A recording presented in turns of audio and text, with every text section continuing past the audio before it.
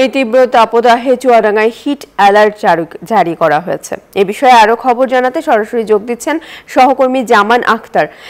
জামান, চুয়াডাঙ্গায় আজকে সকালে তাপমাত্রা কেমন দেখছেন, আর এই তীব্র তাপদাহ নিয়ে আবহাওয়া অফিস কি বলছে?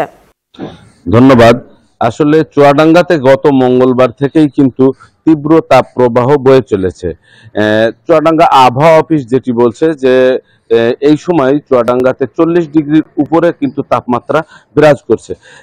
আমি আপনাকে জানিয়ে রাখতে চাই যে ইতিমধ্যেই চুয়াডাঙ্গা জেলা প্রশাসন থেকে কিন্তু চুয়াডাঙ্গাতে হিট অ্যালার্ট জারি করা হয়েছে। বৃহস্পতিবার সন্ধ্যার পরে এই অ্যালার্ট জারি করা হয়েছে।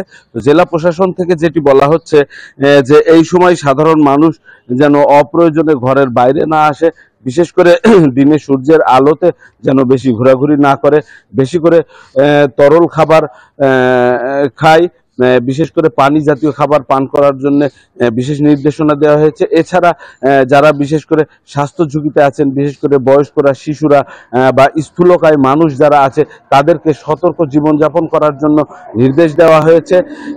তো চুয়াডাঙ্গাতে যে তাপমাত্রা বিরাজ করছে এটি কিন্তু গত এক সপ্তাহ ধরেই চুয়াডাঙ্গাতে মাঝারি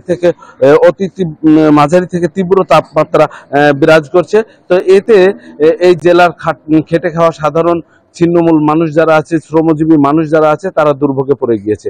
এই ছিল চুয়াডাঙ্গা থেকে আমার কাছে, ফিরছি স্টুডিওতে। বিকাশে কম খরচে ক্যাশ আউটের লিমিট বেড়ে 50,000, প্রিয় এজেন্টও 2টা।